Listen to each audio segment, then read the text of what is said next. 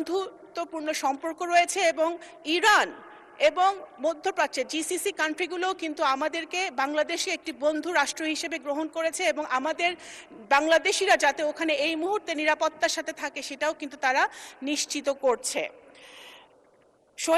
দেশনেত্রী বেগম খালেদা জিয়ার সময় 2001 সালে যখন এলডিসি কান্ট্রিগুলোতে যখন আমাদের শুল্কমুক্ত ব্যবস্থা আমরা পাই, সেই সময় ওনার যে পলিসিগুলো উনি তখন নিয়েছিলেন বাংলাদেশের রপ্তানির Honorable member, may I humbly request you to concentrate your official statement, please? Thank you. মাননীয় স্পিকার, আমি বলছি সেই কারণে কিন্তু আজকে আমাদের রপ্তানিতেও আমরা বিশাল ভূমিকা রাখতে পেরেছি।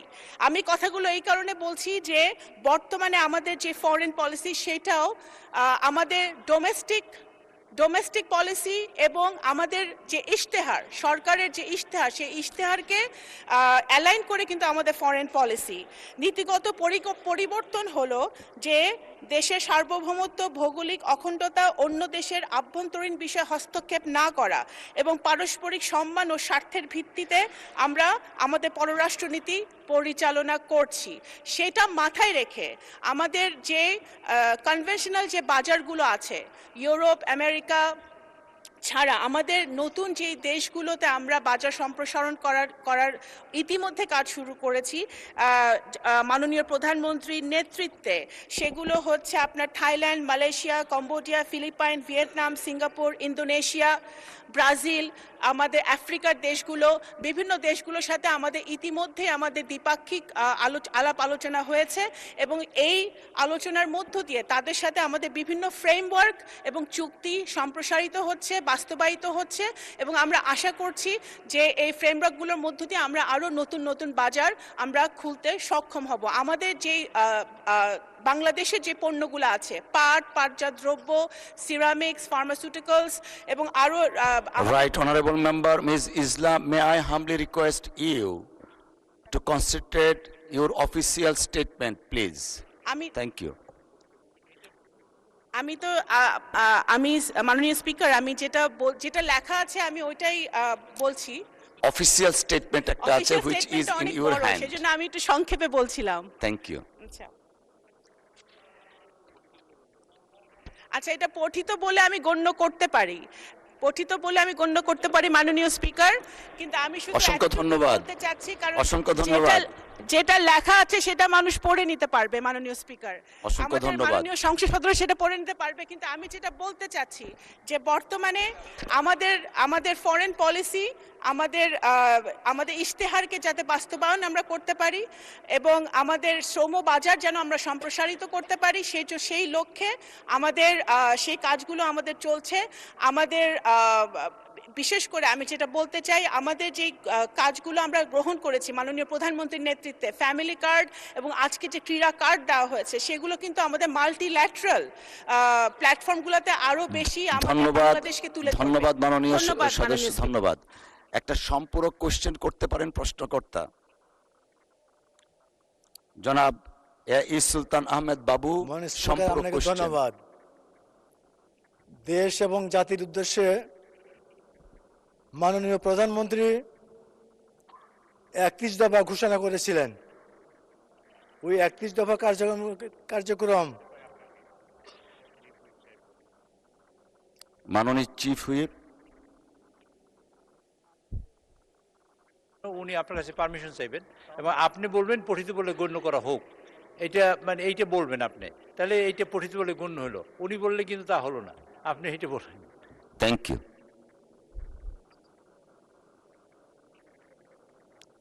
মাননীয় সদস্য জনাব এ সুলতান মাহমুদ বাবু, আপনার প্রশ্ন দয়া করে শেষ করুন। সম্পূরক প্রশ্ন।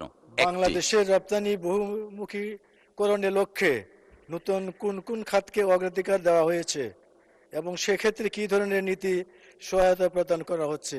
মাননীয় স্পিকার, আপনাকে ধন্যবাদ। মাননীয় প্রতিমন্ত্রী মহোদয়। মাননীয় স্পিকার, আপনাকে ধন্যবাদ। আমি ইতিমধ্যে আমার প্রশ্নে সেটা উত্তরটা বলেছি, তাও আমি বলতে চাচ্ছি যে আমরা আমাদের যেই বাংলাদেশ থেকে যেই পণ্যগুলো আমরা রপ্তানি করি তার মধ্যে উল্লেখযোগ্য হচ্ছে রেডিমেড গার্মেন্টস। রেডিমেড গার্মেন্টস আমাদের বিভিন্ন দেশে যায়, কিন্তু আমাদের বাণিজ্য সম্প্রসারণের জন্য এবং ডাইভার্সিফিকেশনের জন্য আমরা ফার্মাসিউটিক্যালস, পাট এবং পাটজাত দ্রব্য এবং বিশেষ করে আইটি সেক্টরে আমরা কাজ শুরু করেছি, যে আমাদের বিভিন্ন টেকনোলজি যারা যে পণ্য এখানে বাংলাদেশে প্রোডাকশন করে আমরা যেন সেটা রপ্তানি করতে পারি।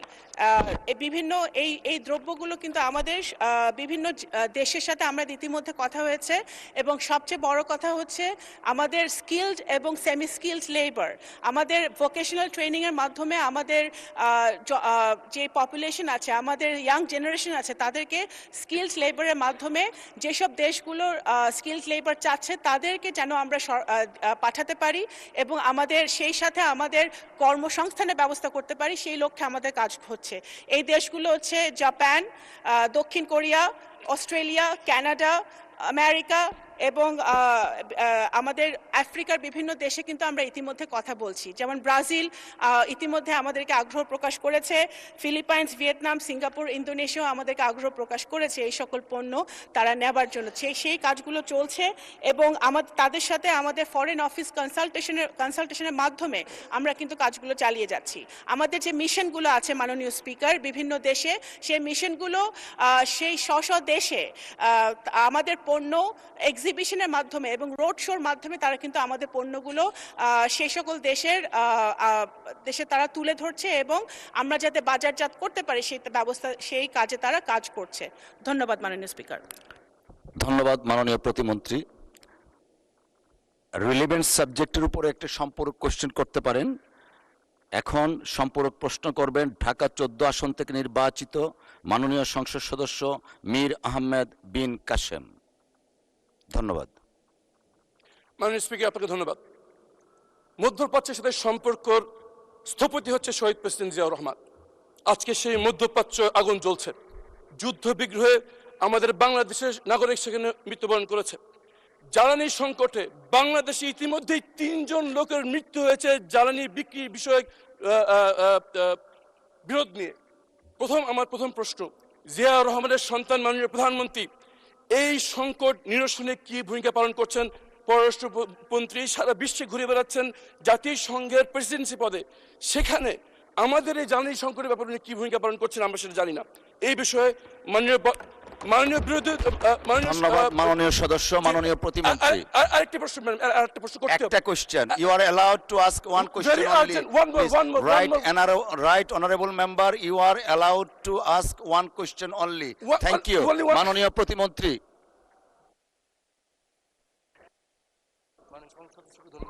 মাননীয় স্পিকার, আমাদের মাননীয় সংসদ সদস্যকে ধন্যবাদ জানাই। উনি বহু নির্যাতনের পরে উনি সংসদ সদস্য হয়েছেন, ওনাকে আমি সাধুবাদ জানাই এবং উনি যে এখানে বসেছেন সেজন্য আমি ওনাকে কংগ্রেচুলেট করি। কিন্তু উনি তো ব্যারিস্টার মানুষ, লয়ার মানুষ, ওনার সম্পূরক প্রশ্নের অর্থ বোঝা উচিত, কারণ সম্পূরক প্রশ্ন এটা ছিল না। আপনার একটা প্রশ্নের উত্তর আমি দিতে পারি যেটা আমার মন্ত্রণালয়কে রেলেভেন্ট, সেটা হচ্ছে যে জ্বালানির জন্যে, প্রথম কথা, জ্বালানির কোনো সংকট বর্তমানে বাংলাদেশে নেই। আচ্ছা, দ্বিতীয় কথা হচ্ছে এই জ্বালানি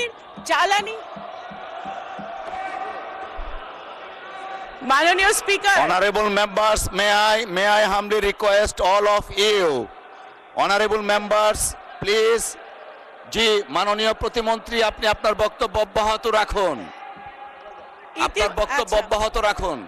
মাননীয় স্পিকার, জ্বালানির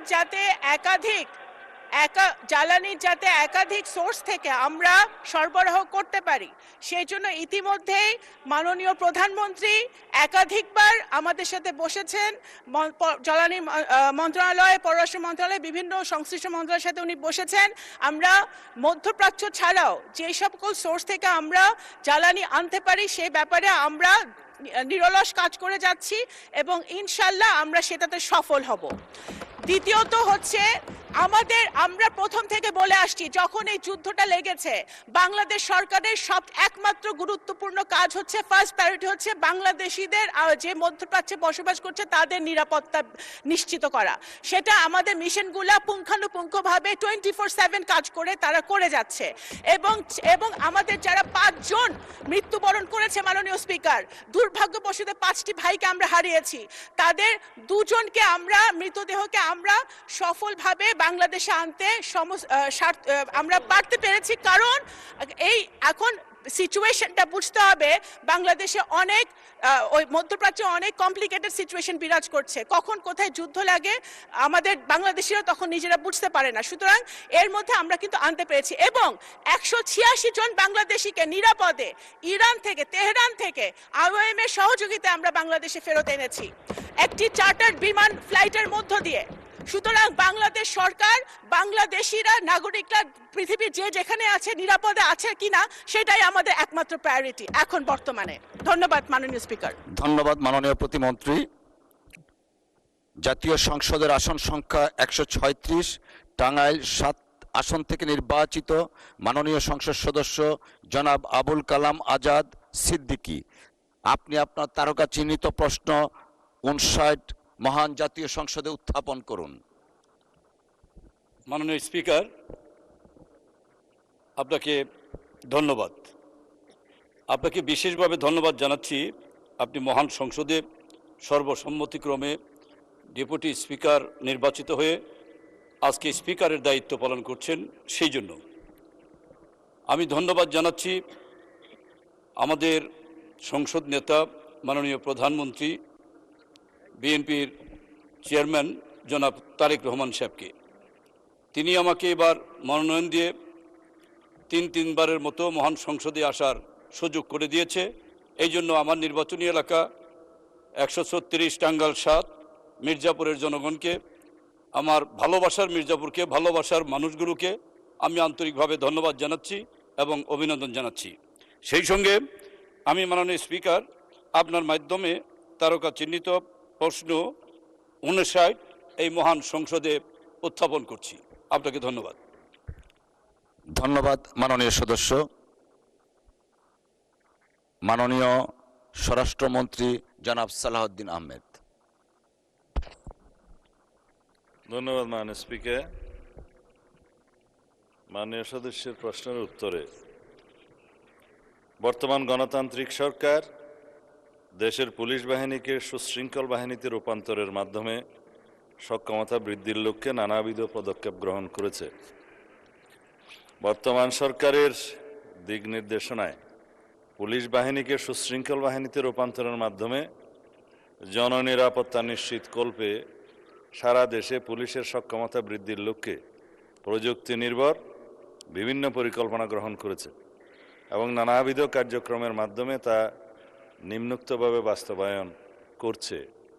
1. জনগণের নিরাপত্তা নিশ্চিতকল্পে বাংলাদেশ পুলিশের দীর্ঘমেয়াদী প্রেক্ষিত পরিকল্পনা, মধ্যমেয়াদী কৌশলগত পরিকল্পনা এবং স্বল্পমেয়াদী বার্ষিক পরিকল্পনা প্রণয়ন করা হচ্ছে।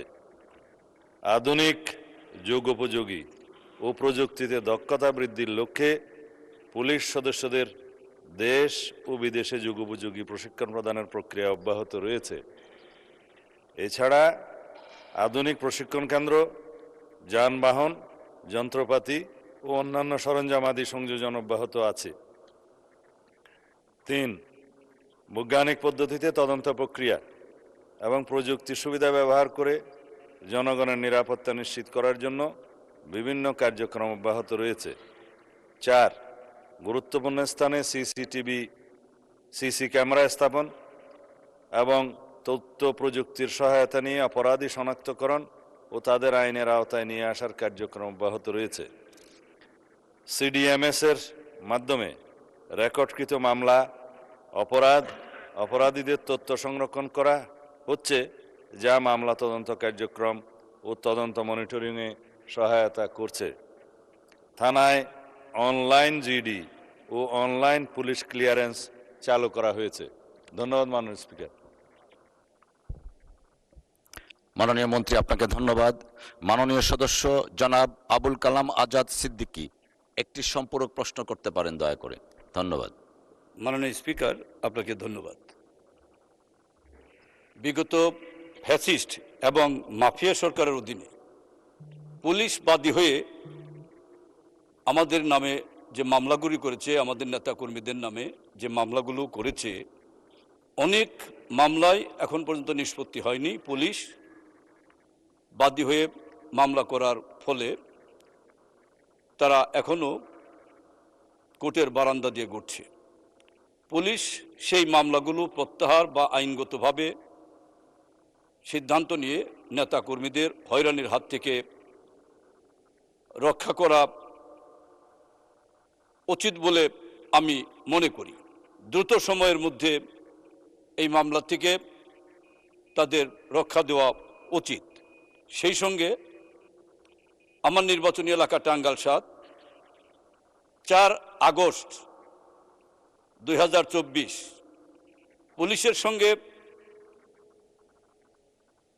যখন বিরোধ চলছিল, পুলিশ মিছিল করতে দিবে না, সরকারের বিরুদ্ধে পুলিশ যখন মিছিল করতে দিবে না, মাননীয় সদস্য দয়া করে আপনি সম্পূরক কোশ্চেন করেন, স্টেটমেন্ট না, প্লিজ। রাজপথে মিছিল করছিল, এমন সময় পুলিশ গুলি করে আমাদের হিমেল নামে যুবদলের এক কর্মীকে 2টি চোখ অন্ধ করে দেয় এবং একজন রাস্তায় মৃত্যুবরণ করে। সেই পুলিশের নামে আমরা মামলা করেছি। আমার জানা মতে এখনও তাদের সেই ওসির বিরুদ্ধে কোনো ব্যবস্থা হয়নি। আমার জানা মতে সেই পুলিশের বিরুদ্ধে কোনো ব্যবস্থা গ্রহণ করা হয়নি এবং তাদের বিরুদ্ধে অনতিবিলম্বে ব্যবস্থা গ্রহণ করা প্রয়োজন বলে আমি মনে করি। মাননীয় স্বরাষ্ট্রমন্ত্রী, আপনি দয়া করে এই বিষয়টি আমাদেরকে নিশ্চিত করবেন। আমরা আর এগুলো দেখতে চাই না। ধন্যবাদ আপনাকে। মাননীয় মন্ত্রী। মাননীয় স্পিকার, মাননীয় সদস্যের প্রশ্ন ছিল পুলিশ বাহিনীকে কিভাবে সুশৃঙ্খল বাহিনীতে রূপান্তর করা যায় জনগণের নিরাপত্তা এবং কল্যাণ করার জন্য। যে প্রশ্ন উত্থাপিত হয়েছে এটা একটা বিশাল রাজনৈতিক প্রশ্ন। তা আমি আশা করি মাননীয় সদস্য আর কোনোদিন এটা হয়তো একটা নোটিশ আকারে যদি আনেন অথবা প্রশ্নোত্তর পর্বে যদি আপনি প্রশ্ন নিয়ে আসেন, আমি বিস্তারিত লিখিত এবং এখানে বক্তব্য দিতে পারবো। তবে যেহেতু এটা রেকর্ডে থাকবে সেই জন্য বলি, বিগত আওয়ামী ফ্যাসিস্ট সরকারের আমলে 2007 থেকে 2009 বাদই দিলাম, 2009 থেকে 2024 পর্যন্ত ছাত্র গণ অভ্যুত্থান সংগঠিত হওয়ার আগ মুহূর্ত পর্যন্ত বা সংগঠিত হওয়া পর্যন্ত যে সমস্ত গায়েবী মামলা, মিথ্যা রাজনৈতিক মামলা এবং যে সমস্ত গুম খুন অপহরণ সহ যে সমস্ত অনাচার অবিচার এদেশের জনগণের উপরে হয়েছে, তার সাথে আপনারা সবাই জানেন তৎকালীন ফ্যাসিবাদী সরকারের নির্দেশে পুলিশ বাহিনীর কিছু কিছু সদস্য তাদের সেই পুলিশ নির্দেশ পালন করেছে। 5ই আগস্ট, আপনি 4 আগস্টের কথা বললেন, টাঙ্গাইলের একটি ঘটনা, দুঃখজনক ঘটনার, সেইটি তারই একটি অংশ এবং সেই ব্যাপারে মামলা দায়ের করা হয়েছে। তার অগ্রগতি সম্পর্কে যদি বিস্তারিত জানতে চান দয়া করে আরেকদিন একটি নোটিশ আনবেন, আমি সেই স্পেসিফিক মামলা সম্পর্কে আপনাকে অবহিত করতে পারবো। তবে মহান জাতীয় সংসদের সকল সদস্যদের অবগতির জন্য জানাচ্ছি, আমরা দায়িত্ব গ্রহণ করার পরে প্রথম কাজ হিসাবে করেছি, বিগত ইন্টারিম গভর্নমেন্টের সময় কিছু মামলা প্রত্যাহার করা তো হয়েছে, সেই মামলাগুলো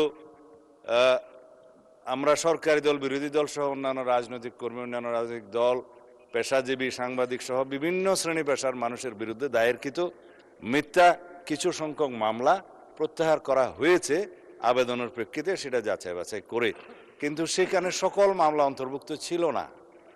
যেমন হত্যা মামলা, অপহরণ মামলা, তারপরে মাদকদ্রব্য, তারপরে অস্ত্র মামলা ইত্যাদি এবং নারী নির্যাতন মামলা, ধর্ষণ মামলা, এগুলো কোনো কিছুই এখানে অন্তর্ভুক্ত ছিল না, কিছু বাদ ছিল। আমরা দায়িত্ব গ্রহণের পরে জেলা পর্যায়ে জেলা ম্যাজিস্ট্রেটের নেতৃত্বে একটি কমিটি গঠন করে দিয়েছি। তার টার্মস অফ রেফারেন্স সেখানে উল্লেখ করা আছে। আমি সেটা প্রেস ব্রিফিংয়েও বলেছিলাম, সেখানে কোনো শ্রেণী বিভেদ করে না কোনো মামলার। আমরা বলেছি 2009 থেকে 2024 পর্যন্ত, গণ অভ্যুত্থানের আগ পর্যন্ত যে সমস্ত মামলা হয়েছে রাজনৈতিক উদ্দেশ্য প্রণোদিত আওয়ামী সরকারের সময়ে, সকল মামলার মধ্যে প্রত্যাহার করার জন্য সেই কমিটির কাছে আবেদন করবেন, এফআইআর, চার্জশিট সহ অন্যান্য তথ্যাদি যেগুলো এই ফরম্যাটে চাওয়া হবে। তখন সেই কমিটি স্ক্রুটিনি করে সেটা মন্ত্রণালয়ে প্রেরণ করবেন। আইনমন্ত্রীর নেতৃত্বে একটি কমিটি করে দেয়া হয়েছে, সেই কমিটিতে সেটা যাবে। তারা যেটা সাজেস্ট করবেন, পরামর্শ দিবেন, সেই মতে সিআরপিসি 494 অনুসারে মামলা প্রত্যাহারের ব্যবস্থা আমরা গ্রহণ করব ইনশাআল্লাহ। ধন্যবাদ। ধন্যবাদ মাননীয় মন্ত্রী। একটি সম্পূরক প্রশ্ন আমরা অ্যালাউ করছি। রংপুর 4 আসন থেকে নির্বাচিত মাননীয় সংসদ সদস্য জনাব আক্তার হোসেন। আমরা একটু উইথ কাইন্ড রিমাইন্ডার, সম্পূরক প্রশ্নটা হচ্ছে মূল প্রশ্নের সাপ্লিমেন্ট করা। আমরা যেন মূল প্রশ্নের সাথে থেকে সম্পূরক প্রশ্নটা করি, ডিফারেন্ট কোয়েশ্চেন না। Thank you.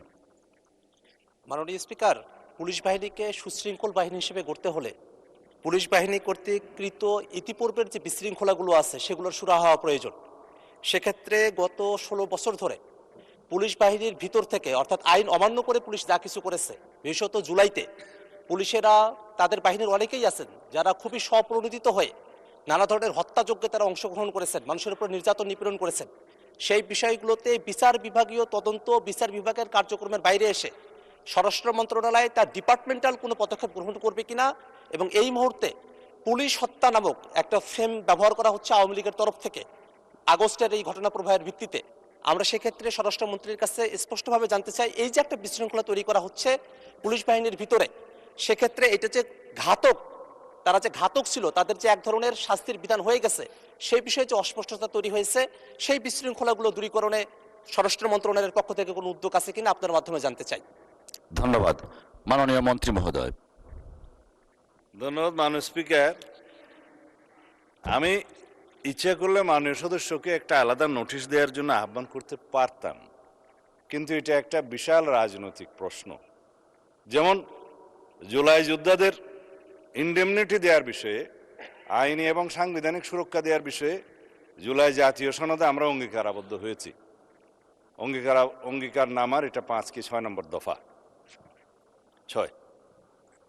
সেখানে এই ইনডেমনিটি প্রদানের এই অঙ্গীকারের প্রেক্ষিতে বিগত ইন্টারিম গভর্নমেন্টের সময় একটা জুলাই যোদ্ধা সুরক্ষা অধ্যাদেশ নামে একটা অধ্যাদেশ জারি করা হয়েছে। সেটা 133টি অধ্যাদেশের মধ্যে এখানে মহান জাতীয় সংসদে উপস্থাপন করা হয়েছে। আমাদের যে বিশেষ কমিটি গঠন করা হয়েছে সংসদীয়, এই অধ্যাদেশগুলো পরীক্ষা নিরীক্ষা করে রিপোর্ট প্রদানের জন্য আগামী 2 তারিখে সেখানে আমরা আলোচনা করেছি, এবং সুখের বিষয় সর্বসম্মতিক্রমে আমরা এই জুলাই যোদ্ধা সুরক্ষা অধ্যাদেশটা পার্লামেন্টে বিল আকার উপস্থাপন করে পাশ করার বিষয়ে একমত হয়েছে। নাম্বার 2, যে সমস্ত বিষয়ে আওয়ামী ফ্যাসিবাদী গোষ্ঠী বিভিন্ন ফেসবুক সহ সোশ্যাল মিডিয়াতে দাবি করছে যে এই সমস্ত হত্যাকাণ্ডের বিচার করা হবে কিনা, এবং তারা বিভিন্ন দাবি করছে, আমি সেই বিষয়েও আরেকটি অনুষ্ঠানে বলেছিলাম, তাইলে মুক্তিযোদ্ধাদেরও বিচার করা হবে রাজাকার হত্যার বিরুদ্ধে 1971 সনে।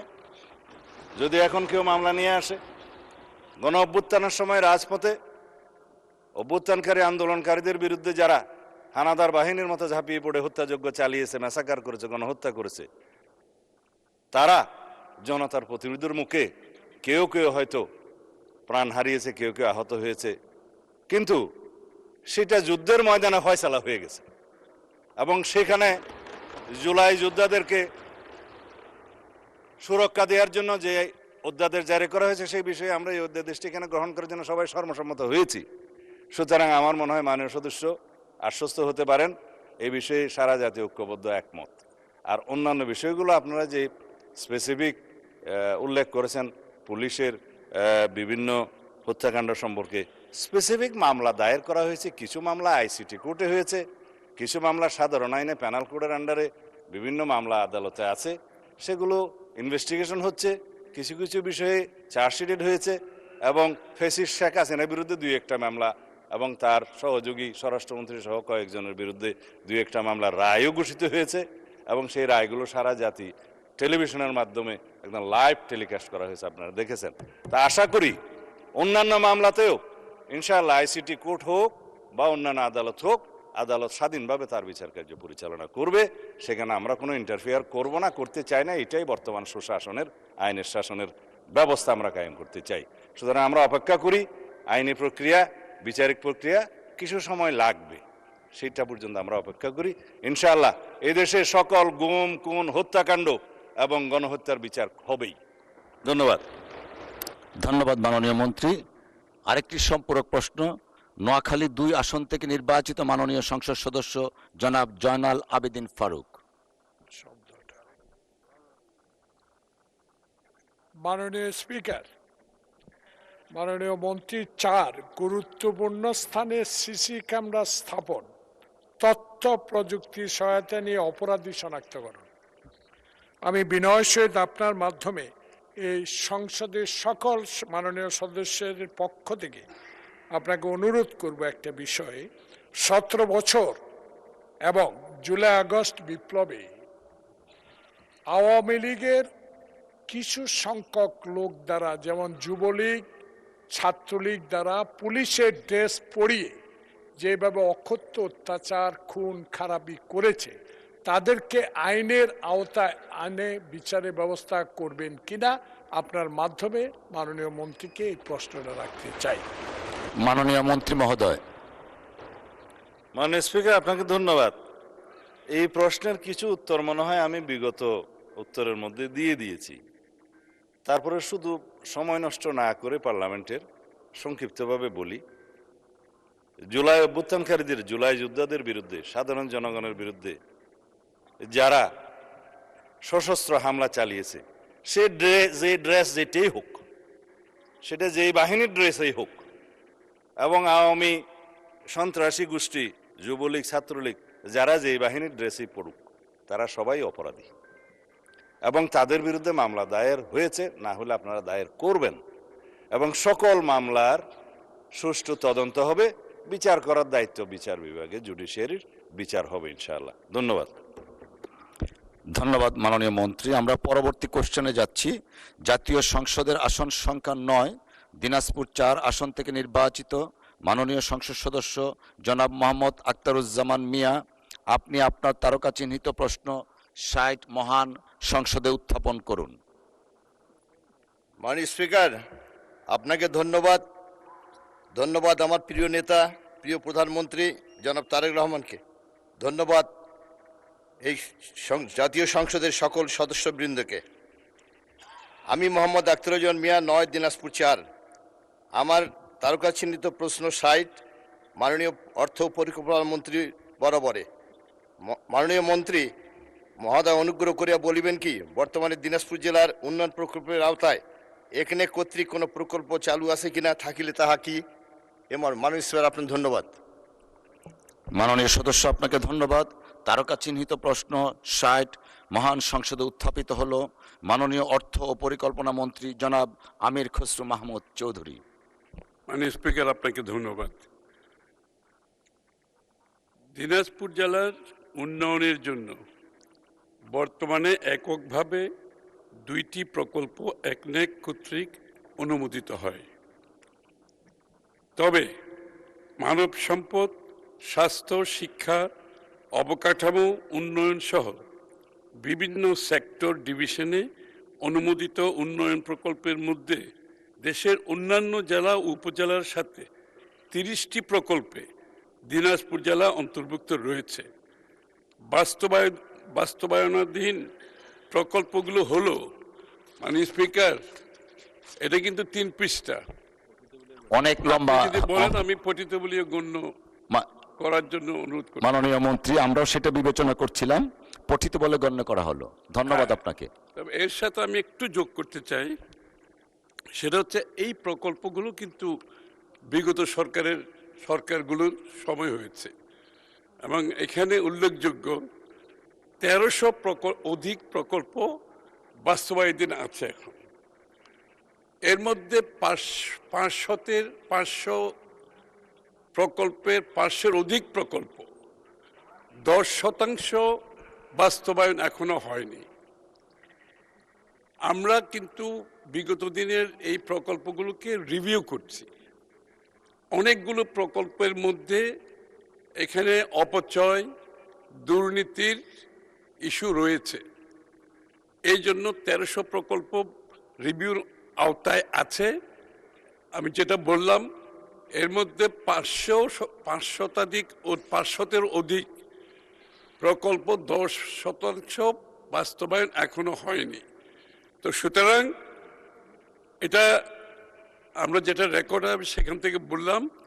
আর যেহেতু এটা বিগত দিনের সরকারগুলোর প্রকল্প, এগুলো নিয়ে আমার এর চেয়ে বেশি বলার কোনো সুযোগ নাই। তবে আশা করি আমরা যে প্রকল্পগুলো এখন গ্রহণ করছি, মাননীয় প্রধানমন্ত্রী এবং বিএনপির যে আগামীর বাংলাদেশে দেশ গঠনের প্রকল্প যেগুলো গ্রহণ করছি, সেগুলোর মূল উদ্দেশ্য হচ্ছে গ্রামীণ অর্থনীতিকে চাঙ্গা করা, গ্রামীণ মানুষের জীবনযাত্রার মান উন্নয়ন করা। যদি গ্রামীণ অর্থনীতিকে চাঙ্গা করতে হয়, গ্রামীণ মানুষের জীবনযাত্রাকে মান যদি উন্নয়ন করতে হয়, তাহলে আমাদের প্রথম প্রায়োরিটি হবে গ্রামীণ অবকাঠামোগুলো উন্নয়ন করা। এর জন্য আমি আশা করি আগামী দিনে আপনাদেরকে আরও বেশি ভালো খবর, সুখবর এই সরকারের পক্ষ থেকে দিতে পারবো।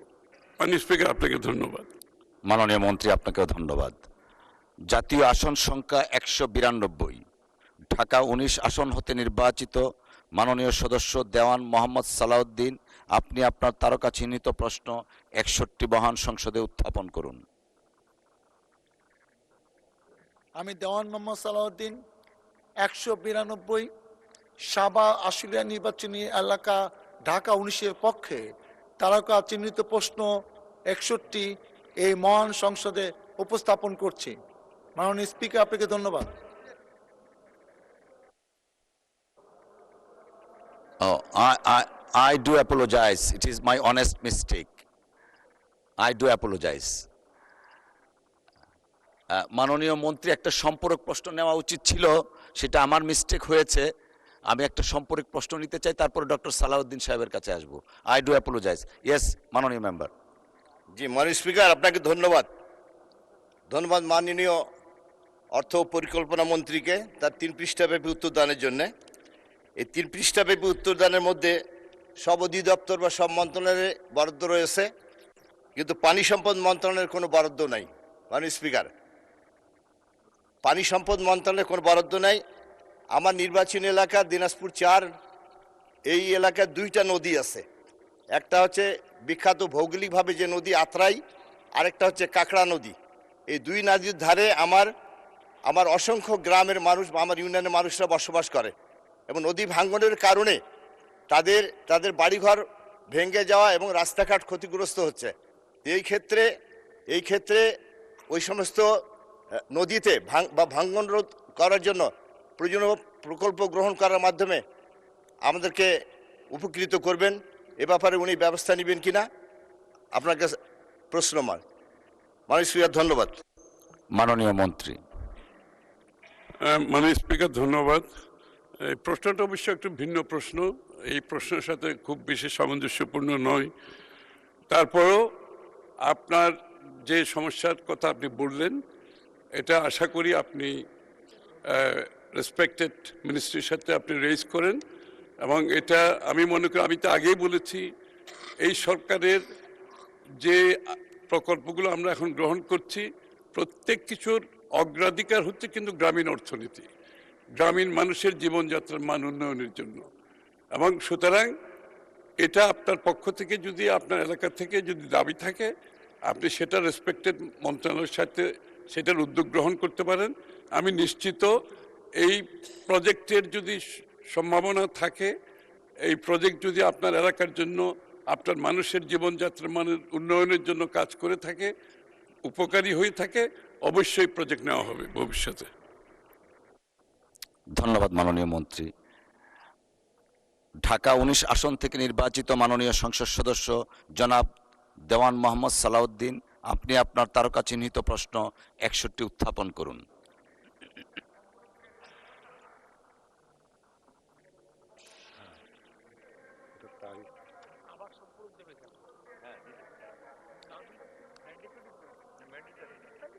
না ঠিক আছে, আমরা দিব, ধারাবাহিকভাবে দিব, আমাদের সময়ও তো দেখতে হবে।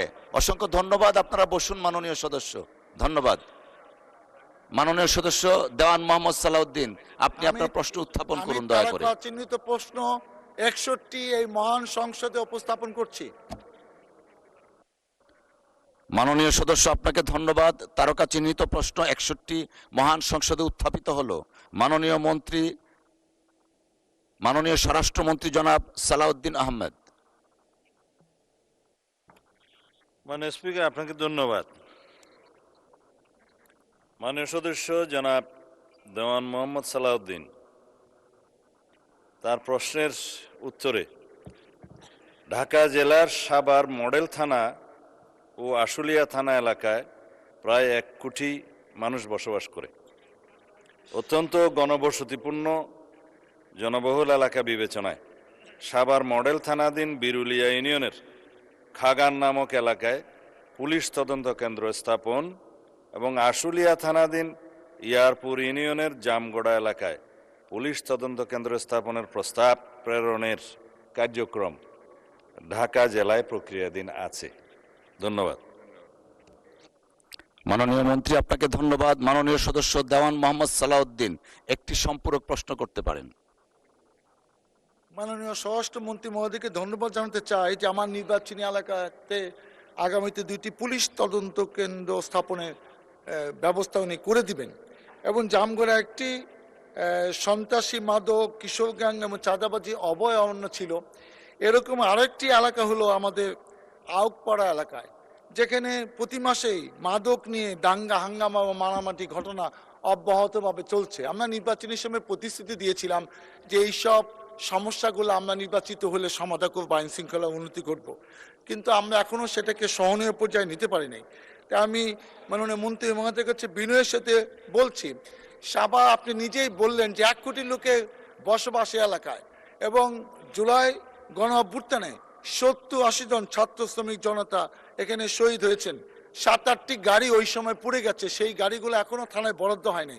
একটা আইন শৃঙ্খলা অবনতি ঘটলে সেখানে পুলিশ স্টেশন থেকে ওখানে যেতে আধা ঘন্টা সময় লাগে, অনেক দামে সেখানে সন্ত্রাসীদের তারপর কিশোর গ্যাংদের খুঁজে পাওয়া যায় না। অতএব এই আউকপাড়া এলাকাতে মানুষ জিম্মি আছে, তার আশেপাশে এলাকা, অতএব বিশেষ বিবেচনায় আউকপাড়া এলাকায় একটা পুলিশ ক্যাম্প জরুরি ভিত্তিতে স্থাপনের কোনো উদ্যোগ মাননীয় স্বরাষ্ট্রমন্ত্রী মহোদয় নেবেন কিনা। মাননীয় স্পিকার, আপনাকে ধন্যবাদ। ধন্যবাদ মাননীয় সদস্য। মাননীয় মন্ত্রী। ধন্যবাদ মাননীয় স্পিকার। মাননীয় সদস্য 2টা পুলিশ তদন্ত কেন্দ্র স্থাপনের জন্য আজকে প্রশ্ন উত্থাপন করেছেন। আমি গত উত্তরে বলেছি, যেটা আপনাদের সামনে লিখিত আছে, পুলিশ তদন্ত কেন্দ্র স্থাপনের বিষয়টি মাননীয় স্পিকার নিকার বৈঠক পর্যন্ত যেতে হয়, প্রশাসনিক পুনর্বিন্যাস সংক্রান্ত কমিটি, মন্ত্রিপরিষদ কমিটি। এগুলো জেলা পর্যায় থেকে প্রস্তাব এসে স্ক্রুটিনি হয়ে মন্ত্রণালয়ের মাধ্যমে তারপরে প্রি নিকার হবে, এরপরে নিকার হবে, তখন তদন্ত কেন্দ্র স্থাপন হবে।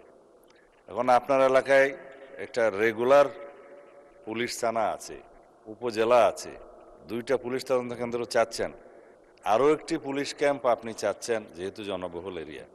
এই পুলিশ ক্যাম্প কোথায় দরকার এবং সেই ক্যাম্পের এখতিয়ার মন্ত্রণালয়ের আছে, আপনি যদি একটা ডিইউ দিয়ে মন্ত্রণালয়ে যোগাযোগ করেন, ইনশাআল্লাহ সেটা সমাধান করার ব্যবস্থা করব।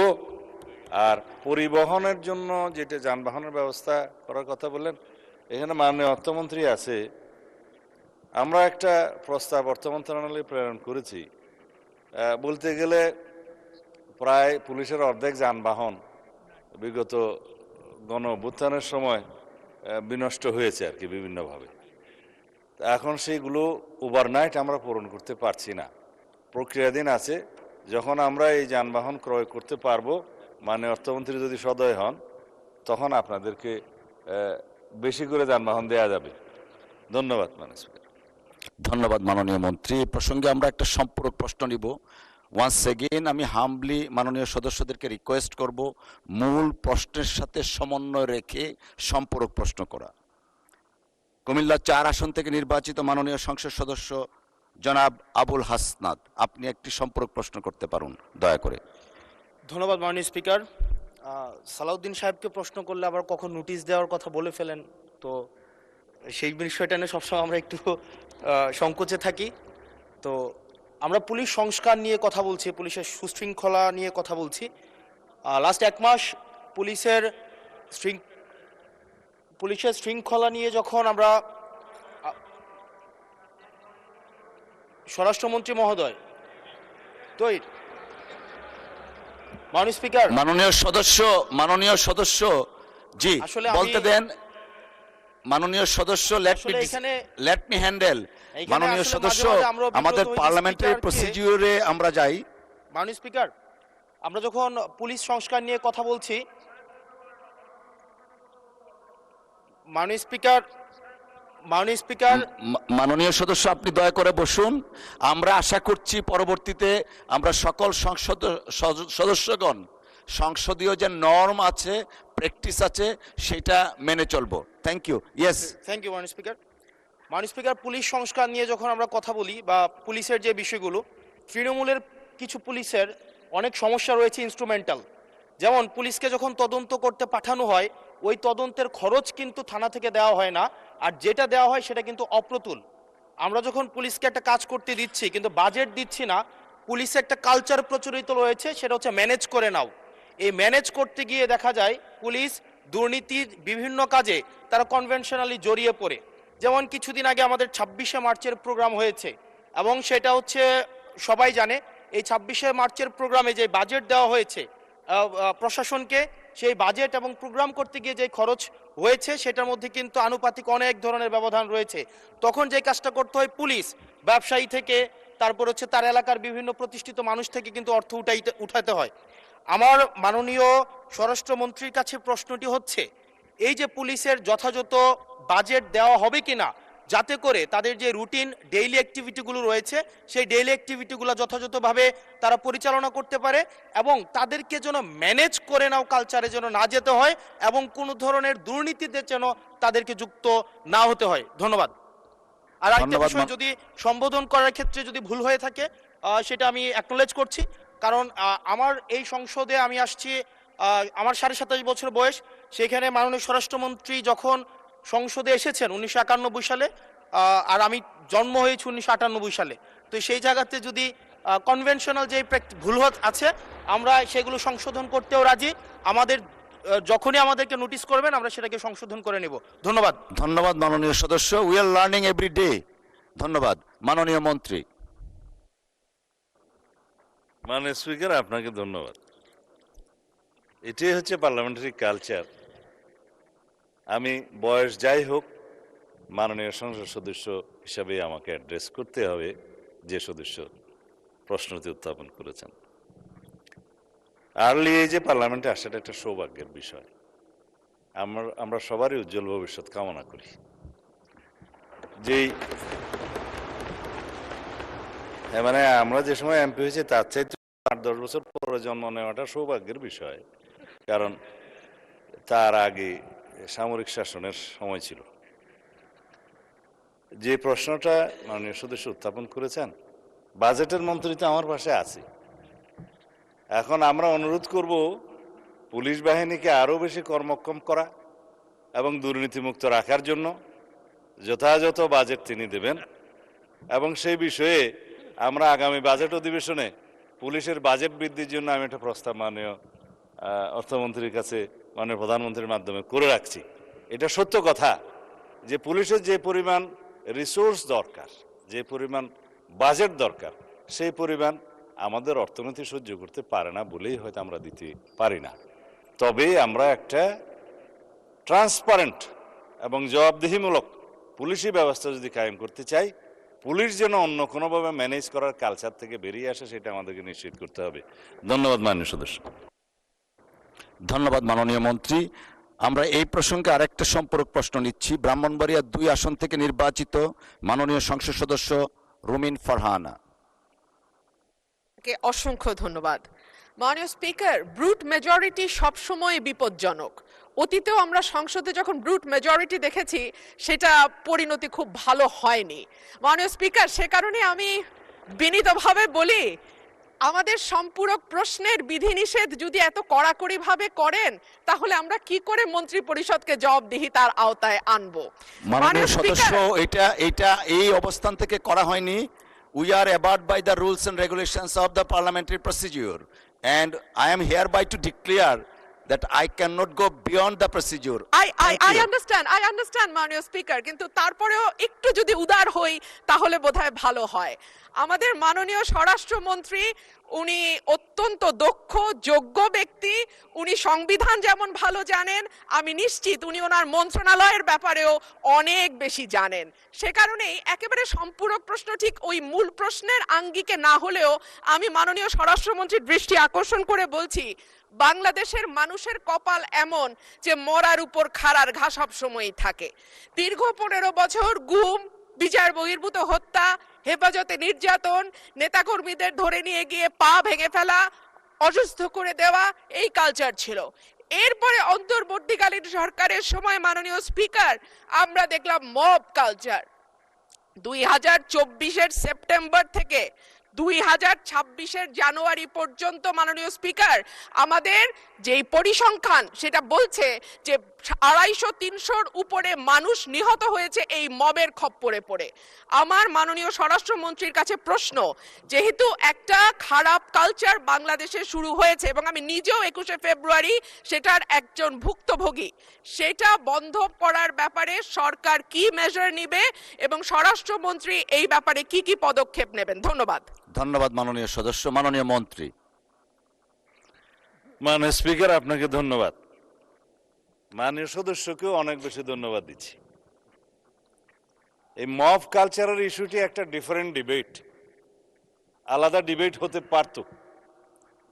যত পরিসংখ্যান তিনি দিয়েছেন 24-এর 5ই আগস্টের পর থেকে এই 26-এর জানুয়ারি পর্যন্ত, সে পরিসংখ্যানটা আমার কাছে নাই। তবে আমাদের কাছে অনুমান আছে। আমরা সরকারের দায়িত্ব পেয়েছি, আমি এটা ক্ষমতা বলতে চাই না, আমরা এই রেসপন্সিবিলিটিটা পেয়েছি। এই দায়িত্ব নেওয়ার পর থেকে আজকে আমরা প্রায় 45 দিনও এখনো হয় নাই, 1.5 মাস হয় নাই। এর মধ্যে ঠিক মব নয়, মবের মতো, কারণ এখানে ডেফিনিশন আলাদা করতে হবে। কোনটা গাইবান্ধার পলাশবাড়িতে থানায় গিয়ে হামলা, সেটা কি মব হবে? নাকি কোনটা 21শে ফেব্রুয়ারিতে মাননীয় সদস্যের উপরে হামলা হয়েছে সেটা কি মব হবে? নাকি উত্তরা একটা বিজনেস সেন্টার, উত্তরা স্কোয়ার সম্ভবত নাম, সেখানে ঘেরাও করে দোকানপাট ভঙ্গ করেছে, সেটা কি মব হবে? সব কিছুকে মব বলা ঠিক হবে না। কিছু আছে সংগঠিত পরিকল্পিত অপরাধ, তার বিরুদ্ধে মামলা হয় এবং সেটা তদন্ত হয়, গ্রেফতার হয় এবং বিচারের জন্য সুপর্দ করা হয়। কিন্তু স্পষ্ট উচ্চারণ আমরা করেছি দায়িত্ব নেওয়ার পরে, বাংলাদেশে কোনো রকমের মব কালচার আর থাকবে না। রাস্তাতে যে কোনো দাবি নিয়ে মহাসড়ক সড়ক অবরোধ করে দাবি আদায়ের যে প্রবণতা ইন্টারিম গভর্নমেন্টের সময় দেখা গিয়েছে, ক্ষেত্র বিশেষে সেই গভর্নমেন্টের দুর্বলতার কারণে ইন্সপায়ার্ড হয়েছে, সেটাকে আমরা আর কখনো অ্যালাউ করব না। গণতান্ত্রিক প্রক্রিয়া হিসেবে দাবি থাকবে, সেই দাবির জন্য সংশ্লিষ্ট কর্তৃপক্ষের কাছে, মন্ত্রণালয়ের কাছে, ডিপার্টমেন্টের কাছে অবশ্যই দাবিনামা স্মারকলিপি দেয়া যাবে। সেই জন্য জনমত সৃষ্টির জন্য সেমিনার, সিম্পোজিয়াম আয়োজন করা যাবে এবং প্রয়োজনে সেটা একটা জনসমাবেশের মাধ্যমে প্রকাশ করা যাবে এবং অ্যাসোসিয়েশন রাইট টু স্পিকস, এগুলো আমরা এনশিওর করব, সেটা করা যাবে। It's Democratic culture. কিন্তু মবের মাধ্যমে যেন আমরা সবাই এই সমস্ত দাবি আদায়ের প্রবণতা থেকে বেরিয়ে আসি। যখন সেটা মব হবে, মবের ডেফিনিশন আলাদা, স্পেসিফিক ক্রাইম হবে, ক্রাইমের ডেফিনিশন আলাদা, কোথাও থানায় গিয়ে আক্রমণ হবে, সেটা আলাদা। আমি এই প্রসঙ্গটা এখানে তুলছি না, কারণ এটা একটা রাজনৈতিক বক্তব্য তখন হয়ে যাবে। কোনোদিন যদি সেই বিষয়ে কেউ নোটিশ দেয়, সেটা করব, অথবা আমারও ইচ্ছা আছে 2-1 দিন পরে 300 বিধিতে আমি একটা বিবৃতি দেব। ধন্যবাদ মাননীয় স্পিকার। ধন্যবাদ মাননীয় মন্ত্রী। জাতীয় সংসদ আসন সংখ্যা 75, কুষ্টিয়া 1 আসন হতে নির্বাচিত মাননীয় সদস্য জনাব রেজা আহমেদ, আপনি আপনার তারকা চিহ্নিত প্রশ্ন 62 মহান সংসদে উত্থাপন করুন। মাননীয় স্পিকার, আপনাকে ধন্যবাদ। আমি মাননীয় মন্ত্রী মহোদয়ের কাছে তারকা চিহ্ন 62 নাম্বার প্রশ্ন উত্থাপন করলাম। মাননীয় সদস্য, আপনাকে ধন্যবাদ। তারকা চিহ্নিত প্রশ্ন 62 মহান জাতীয় সংসদে উত্থাপিত হলো। মাননীয় অর্থ ও পরিকল্পনা মন্ত্রী জনাব আমির খসরু মাহমুদ চৌধুরী। মাননীয় স্পিকার, আপনাকে ধন্যবাদ। কুষ্টিয়া জেলার উন্নয়নের জন্য এককভাবে একনেক কর্তৃক কোনো প্রকল্প গ্রহণ করা হয় নাই, এখন পর্যন্ত হয় নাই। তবে একনেক কর্তৃক অনুমোদিত অন্যান্য 33টি প্রকল্পের আওতায় কুষ্টিয়া জেলা অন্তর্ভুক্ত রয়েছে। বাস্তবায়নাধীন প্রকল্পগুলো হলো, মাননীয় স্পিকার, 3 পৃষ্ঠার অধিক। এটা কি পঠিত বলিয়া গণ্য করা যেতে পারে? মাননীয় মন্ত্রী, পঠিত বলে গণ্য করা হলো। ধন্যবাদ। ধন্যবাদ আপনাকে। মাননীয় সদস্য, আপনি একটি সম্পূরক প্রশ্ন করতে পারেন। ধন্যবাদ। ধন্যবাদ মাননীয় স্পিকার। আমার মাননীয় মন্ত্রীর কাছে প্রশ্ন, বৃহত্তর কুষ্টিয়া, মেহেরপুর, চুয়াডাঙ্গা এবং ঝিনাইদহ এটা কৃষি নির্ভর জেলা, পার্শ্ববর্তী রাজবাড়ী সহ এখানে কুষ্টিয়া একটি কৃষি বিশ্ববিদ্যালয় একনেকে পাশ করা হবে কিনা?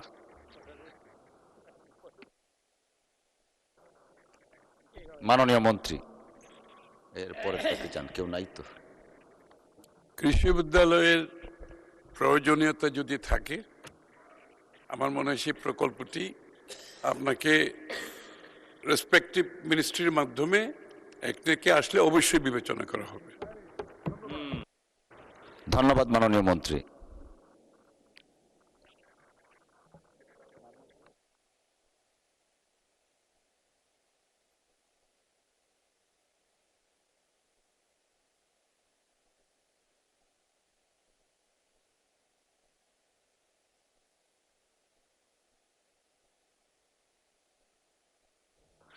একটি সম্পূরক প্রশ্ন আমরা নিতে পারি। কুষ্টিয়া 4 আসন থেকে নির্বাচিত মাননীয় সংসদ সদস্য মোহাম্মদ আফজাল হোসেন, আপনি রিলিভেন্সি রেখে একটি সম্পূরক প্রশ্ন করতে পারেন। মাননীয় স্পিকার, আপনাকে ধন্যবাদ। আমার নির্বাচনী এলাকা খুকসার গড়াই নদীর উপরে একটা ব্রিজ নির্মাণের ব্যাপারে দীর্ঘদিনের দাবি উঠে আসছে। এই ব্যাপারে এখানে কোনো সিদ্ধান্ত গ্রহণ হয়েছে কিনা বা পাশ করার কোনো পরিকল্পনা আছে কিনা, মাননীয় মন্ত্রীর কাছে আমার জিজ্ঞাসা। ধন্যবাদ মাননীয় সদস্য। মাননীয় মন্ত্রী।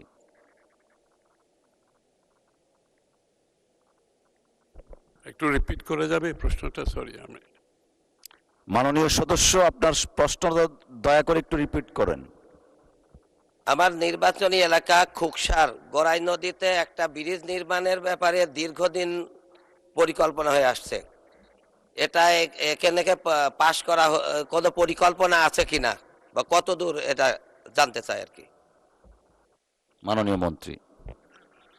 এটা তো একটা স্পেসিফিক প্রশ্ন, তো এটার জন্য একটা নোটিশ দিতে হবে। তবে আমি আগেই বলেছি যে এই বর্তমান সরকারের যে প্রায়োরিটি, অগ্রাধিকার হচ্ছে গ্রামীণ অবকাঠামো উন্নয়নের প্রতি অগ্রাধিকার থাকবে।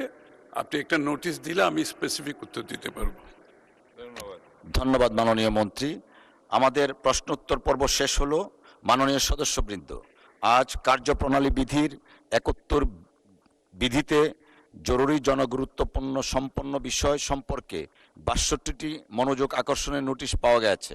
নোটিশদাতা মাননীয় সদস্যগণ হলেন মোহাম্মদ মুজিবুর রহমান চৌধুরী, মৌলভীবাজার ৪, মোহাম্মদ নুরুল আমিন, রংপুর ৬, মোহাম্মদ কামরুল হাসান, ময়মনসিংহ ৬, রফিকুল ইসলাম, বগুড়া ১, মোহাম্মদ সেলিম রেজা, সিরাজগঞ্জ ১, রুমিন ফারহানা, ব্রাহ্মণবাড়িয়া ২, মোহাম্মদ জান্দাহার আলী মিয়া, মাদারীপুর ২, জি এম নজরুল ইসলাম, সাতক্ষীরা ৪, মোহাম্মদ আব্দুল আলিম, বাগেরহাট ৪, মোহাম্মদ সাদিক রিয়াজ, দিনাজপুর ২, মোহাম্মদ মুশারফ হোসেন, বগুড়া ৪, মোহাম্মদ আখতারুজ্জামান মিয়া, দিনাজপুর ৪, মোহাম্মদ আলী আসগার, পাবনা ৩, ডাক্তার মোহাম্মদ মাহবুবুর রহমান, ময়মনসিংহ ৭, জনাব সারওয়ার জামাল নিজাম, চট্টগ্রাম ১৩, জনাব মোহাম্মদ আশরাফ উদ্দিন, নরসিংদী ৫, জনাব মোহাম্মদ আব্দুল গফুর,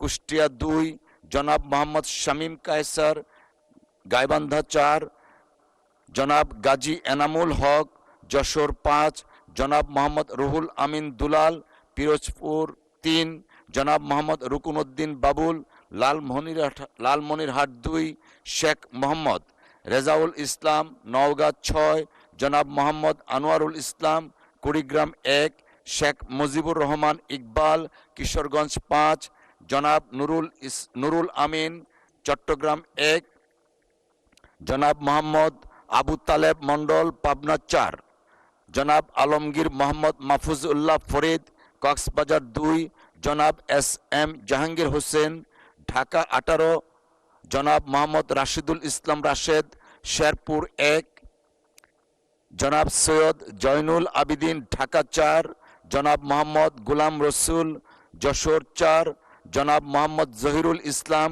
চট্টগ্রাম ১৬, জনাব মোহাম্মদ ফখরুল ইসলাম, নোয়াখালী ৫, জনাব মুশফিকুর রহমান, ব্রাহ্মণবাড়িয়া ৪, জনাব মোহাম্মদ আবুল খায়ের ভূঁইয়া, লক্ষ্মীপুর ২, মোহাম্মদ নুরুল ইসলাম, চাঁপাইনবাবগঞ্জ ৩, জনাব মোহাম্মদ সেলিম ভূঁইয়া, কুমিল্লা ২, জনাব এ এম মাহবুব উদ্দিন, নোয়াখালী ১, জনাব মাসুদ সাইদি, পিরোজপুর ১, জনাব আব্দুল হান্নান মাসউদ, নোয়াখালী ৬, মোহাম্মদ আজিজুর রহমান, যশোর ১, এম এ হান্নান, ব্রাহ্মণবাড়িয়া ১, মাহমুদুল্লাহ, ময়মনসিংহ ২, ফকর উদ্দিন আহমেদ, ময়মনসিংহ ১১, মোহাম্মদ শহীদুল ইসলাম, ফরিদপুর ৪, আল ফারুক আব্দুল লতিফ, নীলফামারী ২, জনাব এস এ জিন্না কবির, মানিকগঞ্জ ১, জনাব মোহাম্মদ মাজিদুর রহমান, গাইবান্ধা ১, শাহ মোহাম্মদ ওয়ারিস আলী মামুন, জামালপুর ৫, জনাব মোহাম্মদ আখতারুজ্জামান, ময়মনসিংহ ১০, জনাব খায়রুল কবির খোকন, নরসিংদী ১, জনাব ইমরান আহমেদ চৌধুরী, সিলেট ৬, মোহাম্মদ শওকতুল ইসলাম, মৌলভীবাজার ২, জনাব মুস্তফা মাসুম মুস্তফা, নেত্রকোনা ৫, জনাব মোহাম্মদ আবদুল্লাহ, মুন্সিগঞ্জ ১, জনাব মোহাম্মদ শফিকুর রহমান কিরণ, শরীয়তপুর ২, জনাব মোহাম্মদ মনিরুল হক চৌধুরী, কুমিল্লা ৬, জনাব মোহাম্মদ ফাহিম চৌধুরী, শেরপুর ২, জনাব মোহাম্মদ মাজিদুর রহমান, গাইবান্ধা ১, হাফেজ মোহাম্মদ রবিউল বাশার, সাতক্ষীরা ৩, জনাব মোহাম্মদ আবুল হাসান, সিলেট ৫, জনাব শাহজাহান চৌধুরী, চট্টগ্রাম ১৫। নোটিশগুলির মধ্য থেকে আমি সাতক্ষীরা ৪ আসন হতে নির্বাচিত মাননীয় সংসদ সদস্য জনাব জি এম নজরুল ইসলাম, মানিকগঞ্জ ১ আসন থেকে নির্বাচিত মাননীয় সংসদ সদস্য জনাব এস এ জিন্না কবির এবং নেত্রকোনা ৫ আসন থেকে নির্বাচিত মাননীয় সংসদ সদস্য জনাব মাসুম মুস্তফা এর নোটিশগুলো গ্রহণ করলাম। বাকি নোটিশগুলো গ্রহণ করা সম্ভব হলো না বলে আমি আন্তরিকভাবে দুঃখিত। যাদের নোটিশ গ্রহণ করা সম্ভব হয়নি, বিধি অনুযায়ী তাদের মধ্য হতে প্রত্যেকেই নিজ নিজ নোটিশের বিষয়বস্তু সম্পর্কে 2 মিনিট করে বক্তব্য প্রদান করার আহ্বান জানাচ্ছি। তবে মোট 30 মিনিটের মধ্যে যতজন সদস্যের বক্তব্য রাখা সম্ভব ততজন সদস্য বক্তব্য রাখবেন। ধন্যবাদ।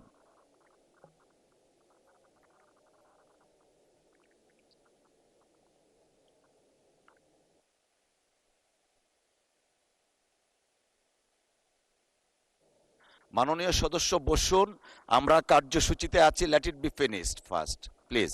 Thank you. মোহাম্মদ মজিবুর রহমান চৌধুরী, মৌলভীবাজার 4। বিসমিল্লাহির রহমানির রহিম। এই মহান সংসদে কথা বলার সুযোগ পেয়ে আমি আল্লাহর কাছে লাখ লাখ শুকরিয়া জানাই এবং আমি কৃতজ্ঞতা প্রকাশ করি আমাদের সংসদ দলের নেতা জনাব তারেক রহমান এবং শ্রীমঙ্গল ও কমলগঞ্জের জনগণ, যারা আমাকে বিপুল ভোটের মাধ্যমে পাশ করিয়ে দিয়েছে আজকে সংসদে কথা বলার জন্য। আমার উত্থাপনীয় বিষয় সিলেট অঞ্চলের চা শ্রমিকের মানবতর জীবন। বাংলাদেশে বর্তমানে প্রায় 160টি বেশি চা বাগান রয়েছে, এর একটি বড় অংশ সিলেট অঞ্চলে অবস্থিত। এই খাতে সরাসরি ও পরোক্ষভাবে প্রায় 10 থেকে 12 হাজার লোক মানুষ জীবিকা নির্ধারণ করে। কিন্তু দুঃখজনক হইলেও সত্য, এই বিশাল জনগোষ্ঠীর একটি বড় অংশ এখনও চরম দরিদ্র সীমার নিচে বসবাস করেন। 2022 সালে চা শ্রমিকের দীর্ঘ আন্দোলনের পর তাদের দৈনিক মজুরি 187 টাকা 50 পয়সা নির্ধারণ করা হয়, কিন্তু বাস্তবতা হলো বর্তমানে বাজার দর এই মজুরি দিয়ে একটি পরিবার ন্যূনতম খাদ্য চাহিদাও পূরণ করতে সম্ভব নয়। আন্তর্জাতিক শ্রম সংস্থার মানদণ্ড অনুযায়ী একটি শ্রমিকের ন্যায্য জীবনযাপনের জন্য যে মজুরি প্রয়োজন তার তুলনায় এটি অত্যন্ত অপ্রতুল। এই শ্রমিকদের অবদানেই আমাদের দেশের চা শিল্প টিকে আছে, অথচ তারাই সবচেয়ে অবহেলিত, বঞ্চিত। আমি নিজে মাঠ পর্যায়ে গিয়ে দেখেছি চা শ্রমিকদের অনেকেই এখনও জরাজীর্ণ ঘরে গাদাগাদি করে বসবাস করেন। অনেক এলাকায় এখনও নিরাপদ পানির জলের অভাব, স্যানিটেশনের ব্যবস্থা অত্যন্ত দুর্বল। স্বাস্থ্যসেবার নামে রয়েছে নামমাত্র সুবিধা, যেখানে প্রয়োজনীয় ঔষধ বা চিকিৎসক দুটোই প্রায় অনুপস্থিত। আরও বেদনাদায়ক হইল এই শ্রমিকদের শিশুদের একটি বড় অংশ স্কুলে যেতে পারে না। অপুষ্টি, শিশুশ্রম এখনও একটি কঠিন বাস্তবতা। অনেক শিশু জন্ম থেকেই দারিদ্র্যের এক অদৃশ্য শৃঙ্খলে আবদ্ধ হয়ে পড়ে। এই মানুষগুলির কোনো দান বা অনুগ্রহ চায় না, তারা চায় তাদের শ্রমের ন্যায্য মূল্য। ধন্যবাদ মাননীয় সদস্য। জনাব মোহাম্মদ নুরুল আমিন, রংপুর 6। জনাব মোহাম্মদ নুরুল আমিন। আসসালামু আলাইকুম ওয়া রাহমাতুল্লাহ। আলহামদুলিল্লাহ ওয়াসসালাতু ওয়াসসালামু আলা রাসূলিল্লাহ। মাননীয় স্পিকার, আপনাকে ধন্যবাদ। আপনার মাধ্যমে আমার পীরগঞ্জ রংপুর 6 শহীদ আবু সাঈদের রক্তস্নাত জমিন, পীরগঞ্জের সকল মানুষকে, ভোটারদেরকে আমি আন্তরিক ধন্যবাদ জানাচ্ছি, যাদের অক্লান্ত পরিশ্রমে এই মহান সংসদে কথা বলার সুযোগ হচ্ছে। মাননীয় স্পিকার, উদ্বোধনী প্রোগ্রামে, আমাদের সংসদের উদ্বোধনী অনুষ্ঠানে শহীদ আবু সাঈদের সম্মানিত পিতা এখানে উপস্থিত ছিলেন সেই রিকশা চালক। দুঃখজনক হলেও সত্য, মাননীয় প্রধানমন্ত্রী সহ, স্পিকার সহ যারা এখানে বক্তব্য দিয়েছেন, তাদের নামটা তারা উচ্চারণ করলে তারা সম্মানিত হতেন, কিন্তু আমরা কেউই তাদেরকে সেই সম্মানটুকু দিতে পারিনি। মাননীয় স্পিকার, আমি কয়েকবার হাত তুলেছিলাম কথা বলার জন্য, কিন্তু শহীদ আবু সাঈদের সেই পীরগঞ্জ থেকে এসেছি তো মনে হচ্ছে বৈষম্য আমার ক্ষেত্রেও প্রযোজ্য হয়েছে। শহীদ আবু সাঈদের কবর জিয়ারতে সকল নেতৃবৃন্দ গেছেন, মাননীয় প্রধানমন্ত্রীও সেখানে গেছেন। আমার খুবই ভালো লাগছে মাননীয় প্রধানমন্ত্রী সামনে আমি বসা, কিন্তু সেই নির্বাচনী এলাকা আমার, শহীদ আবু সাঈদের নির্বাচনী ওই। ধন্যবাদ মাননীয় সদস্য। ময়মনসিংহ 6 আসন থেকে নির্বাচিত জনাব মোহাম্মদ কামরুল হাসান। জনাব মোহাম্মদ কামরুল হাসান। আসসালামু আলাইকুম। মাননীয় স্পিকার, আপনাকে ধন্যবাদ। আমার নির্বাচনী এলাকা ময়মনসিংহ 6 ফুলবাড়ি আসনের জনগণের পক্ষ থেকে আপনাকে ধন্যবাদ জানাই আবারও। মাননীয় স্পিকার, আমাদের ফুলবাড়িয়া থেকে ময়মনসিংহ সদরের যে রাস্তাটি, এটি হচ্ছে 18 ফিট প্রশস্ত এবং এখানে প্রায় 1.5 শতাধিক বাস প্রতিদিন ঢাকায় যাতায়াত করে। পাশাপাশি এখানে শত শত সিএনজি, অটোরিকশা, মালবাহী ট্রাক, পিকআপ এগুলো চলাচল করে। আমরা দেখেছি যে 10 মাইল এবং লক্ষ্মীপুর এলাকায় প্রতি মাসে 2-1টি দুর্ঘটনায় মৃত্যু এবং পঙ্গুত্ব বরণ করছে অসংখ্য মানুষ। আমি সড়ক এবং জনপথ বিভাগের অধীনে এই রাস্তাটি আমি 4 লেন করার জন্য মাননীয় মন্ত্রী মহোদয়ের দৃষ্টি আকর্ষণ করছি। এই রাস্তাটি যদি প্রশস্ত হয় তাহলে এবং এই ফুলবাড়িয়া থেকে আসিম হয়ে বগারবাজার পর্যন্ত ত্রিশালের এই রাস্তাটি সংযুক্ত করে দেওয়া হয় তাহলে দেখা যাবে প্রায় 40 কিলোমিটার রাস্তা ঢাকার সাথে কমে যাবে। আমি মাননীয় সড়ক পরিবহন মন্ত্রী মহোদয়ের দৃষ্টি আকর্ষণ করছি যাতে এটা সম্প্রসারণ করা হয় এবং 4 লেনে উন্নীত করা হয়। যদি এটা হয় তাহলে জামালপুর সহ ওই অঞ্চলের এই মুক্তাগাছা থেকে যে রুটটা আসছে ওই অঞ্চলের মানুষগুলো এই দিকে যাতায়াত করবে, ময়মনসিংহ শহরের যানজট নিরসন হবে। ধন্যবাদ মাননীয় স্পিকার। ধন্যবাদ মাননীয় সদস্য। বগুড়া 1 আসন থেকে নির্বাচিত জনাব কাজী রফিকুল ইসলাম। জনাব কাজী রফিকুল ইসলাম। মাননীয় স্পিকার, আপনাকে অসংখ্য ধন্যবাদ। আমি 71বিতে মাননীয় স্বাস্থ্য পরিকল্পনা মন্ত্রীর দৃষ্টি আকর্ষণ করেছি। মাননীয় স্পিকার, আজকের এই মহান সংসদে দ্বিতীয়বারের মতো আমাকে জনগণ অনেক ভোটের ব্যবধানে পাঠিয়েছে। আমি প্রথমেই মহান আল্লাহ তাআলার শুকরিয়া জ্ঞাপন করছি এবং আজকের এই সংসদ নেতা এবং মাননীয় প্রধানমন্ত্রীর প্রতি কৃতজ্ঞতা জ্ঞাপন করছি এবং আমার এলাকার মানুষের পক্ষ থেকে ধন্যবাদ জানাচ্ছি। আমি আমার সারিকান্দি সরাতলার সকল মানুষকে আমার ধন্যবাদ এবং কৃতজ্ঞতা জানাচ্ছি। মাননীয় স্পিকার, আমার উত্থাপনের বিষয় হল সোনাতলা উপজেলায় অবস্থিত 50 শয্যা বিশিষ্ট হাসপাতালটির 100 শয্যায় উন্নীতকরণ প্রসঙ্গে। মাননীয় স্পিকার, আমাদের এই সোনাতলা উপজেলার এই হাসপাতালটির ভিত্তিপ্রস্তর এবং উদ্বোধন দুইটাই আজকের সংসদীয় মাননীয় সংসদ নেতা এবং মাননীয় প্রধানমন্ত্রীর হাতে এই হাসপাতালটির উদ্বোধন এবং ভিত্তিপ্রস্তর স্থাপন হয়েছিল। কাজেই এই হাসপাতালটি বর্তমানে গত 20 বছরে এই হাসপাতালে কোনো সংস্কার হয় নাই। এই অপারেশন থিয়েটারটি অবস্থা খুবই খারাপ, হাসপাতালের কোনো ডাক্তার পর্যাপ্ত নাই এবং এক্সরে মেশিনটি নষ্ট। এই সব মিলিয়ে আমাদের চিকিৎসা সেবা এই এলাকায় প্রায় 6 লক্ষ মানুষ বাস করে। এই 6 লক্ষ মানুষের জন্য 50 শয্যা বিশিষ্ট হাসপাতাল এবং হাসপাতালের যে বর্তমান কর্মকাণ্ড এইগুলো আমি নির্বাচনের আগে তাদের প্রতিশ্রুতি দিয়েছি। এই হাসপাতালটি 100 শয্যা বিশিষ্ট হাসপাতাল রূপান্তরিত করব এবং আমি মানুষের স্বাস্থ্য সেবা নিশ্চিত করব। মাননীয় স্পিকার, আপনার মাধ্যমে আমি স্বাস্থ্যমন্ত্রীর ধন্যবাদ মাননীয় সদস্য।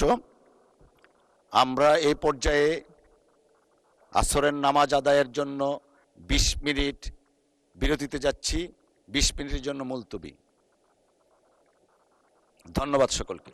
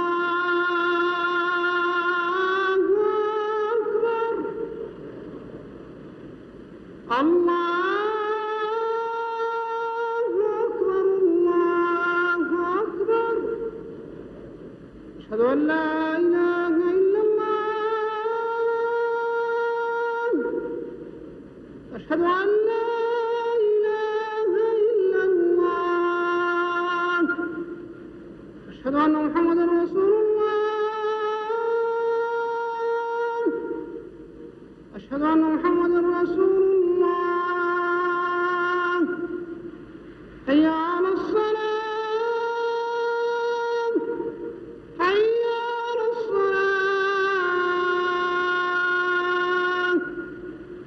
حي على الفلاح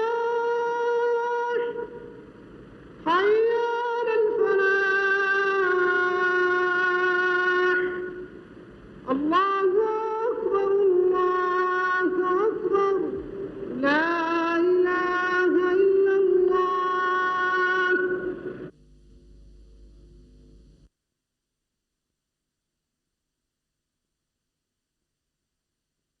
اللهم رب هذه الدعوة التامة والصلاة القائمة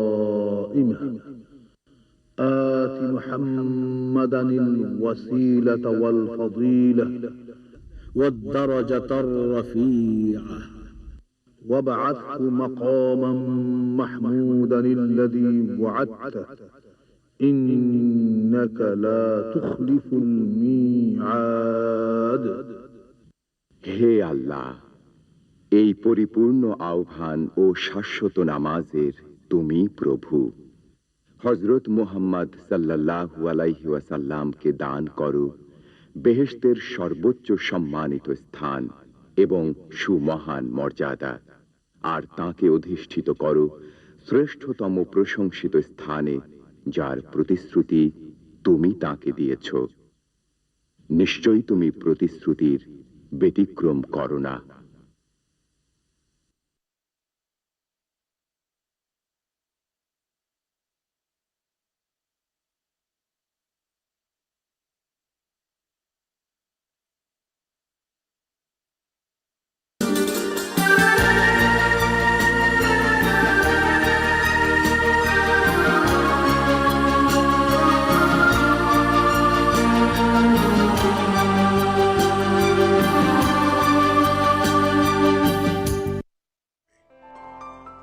যেখানে চালক সহ সকল কিছু নিয়ন্ত্রণের দায়িত্ব পালন করবে নারীরাই। সরকারের এই মহৎ উদ্যোগকে আমরা স্বাগত জানাই।